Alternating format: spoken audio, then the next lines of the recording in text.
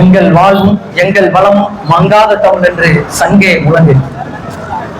போராடினாலும் சாவோம், போராட விட்டாலும் சாவோம். போராடினால் ஒருவேளை தப்பித்துக் கொள்ள வாய்ப்பு இருக்கிறது. தேசிய தலைவர் நரகவே பிரபாகர். தென்காசி மாவட்ட மக்களுக்கு முதல் அன்பு வணக்கம். நாம் தமிழர் கட்சி சார்பாக சட்டம் ஒழுங்கு சீர்கேடு மற்றும் மின்சார கட்டண உயர்வு கண்டித்து நாம் தமிழர் கட்சி சார்பாக எழுச்சியும் புரட்சியுமாக ஆர்ப்பாட்டம் நடைபெற்றுக் கொண்டிருக்கிறது. சட்டம் ஒழுங்கு போல சட்டம் இருக்குதா? ஏழைக்கு ஒரு சட்டம், பாலைக்கு ஒரு சட்டம், பணக்காரனுக்கு ஒரு சட்டம், ஏழைக்கு ஒரு சட்டம். இது எவ்வளவு பெரிய கொடுமையானது.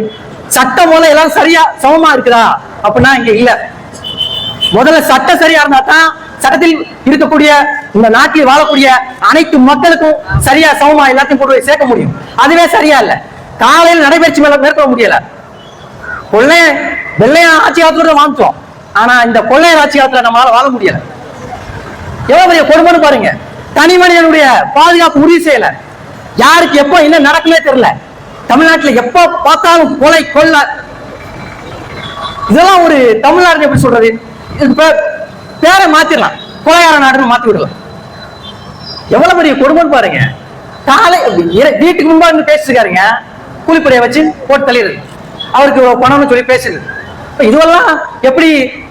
அதாவது சமூகத்துல ஒரு அரசியல் கட்சியில ஒரு பொறுப்புல இருக்கக்கூடிய ஒரு மனிதனுக்கு பாதுகாப்பு இல்லைன்னா இந்த அப்பாவி அடித்தட்டு மக்களுக்கு எப்படி பாதுகாப்பு இருக்குங்கிற கேள்வியை நம்ம ஒவ்வொருத்தரும் கேட்கணும்.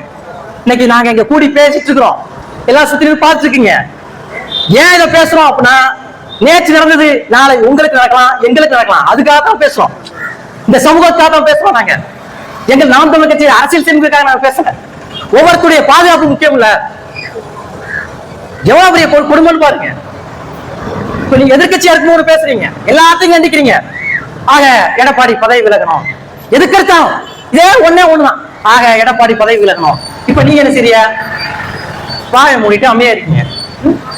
இரும்பு குரங்கு அடுப்போம் என்னத்தை அடக்குனீங்க? இரும்புக்காக கொண்டு அடக்கும் என்னத்தை அடக்குனீங்க? உங்களை பத்தி தவறா இல்ல, உங்களை பற்றி விமர்சனம் செய்தாலே வழக்கு, கைது.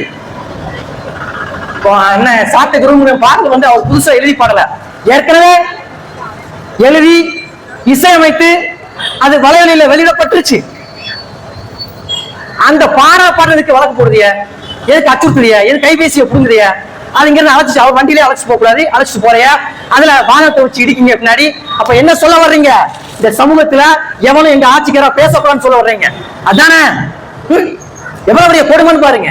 ஜனநாயகம் என்ன? உங்க அப்பாவை நீங்க இருக்கும் என்ன சொன்னீங்க? ஜனநாயகம் கருத்தை நெருக்கப்படுகிறது. இப்ப மட்டும் என்ன செய்றீங்க? நீங்க ஒரே நெரிச்சிட்டீங்களே. இப்போ கள்ளத்தனம் செய்த காதகன் பாடலுங்க. அப்படின்னா ஒன்னே ஒண்ணு, இன்னைக்கு சண்டாளர் அப்படிங்கிற வார்த்தை பயன்படுத்தக்கூடாதுன்னு சொல்லி அது பழங்குடியின மக்களுடைய சமூகத்தை குறிப்பாக சொல்றீங்க. சரி, இந்த சேது சமுத்திர திட்ட விவகாரத்துல ஜெயலலிதா வந்து அந்த சேது சமுத்திர திட்டம் ஏற்க போது எதுக்காக வந்து கருணாநிதி வந்து ஜெயலலிதாவுடைய சண்டாளத்தனத்தை நாங்கள் வன்மையாக கண்டிக்கின்றோம் அப்படின்னு ஏன் பேசுனீங்க? அன்னைக்கெல்லாம் உங்களுக்கு தெரியலையா? இன்னைக்கு மட்டும் தான் தெரியுதா? எவ்வளவு பெரிய கொடுமைன்னு பாருங்க. நாகரிகம் பத்தி பேசுறதுக்கு திமுக அருகே இல்லைங்க. எங்க இருக்க மாட்டார் ஐயா? கர்மவீரர் காமராஜர் வந்து ரஷ்யா பயணமாகிறாருங்க. அப்ப சொல்றாரு, முன்னாள் முதல்வர் கருணாநிதி சொல்றாரு, என்ன சொல்றாரு? முன்னாடி எல்லாம் எருமத்தோட்ட ரஷ்யா அனுப்புறோம், இப்ப எரும மாட்டே அனுப்புறோம்னு. ஏன் இதான் தப்பு இல்லையா? ஒரு முன்னாள் முதல்வருங்க, உங்க மரியாதை என்னங்க கொடுக்குறீங்க? என்ன கொடுக்குறீங்க? இந்திரா காந்திங்க மதுரையில போராட்டம் நடக்கும்போது தலையில கல்லடி போட்டு ரத்தம் வந்துருச்சுங்க. அப்ப நிருபர்கள் கேட்கிறாங்க, அதுக்கு என்ன பதில் சொல்றாரு? என்ன பதில் சொல்றாரு? இந்திரா காந்திக்கு மாதவிடாய் வந்து விட்டு பேசுனது யாரு? இந்த கருணாநிதி தான்.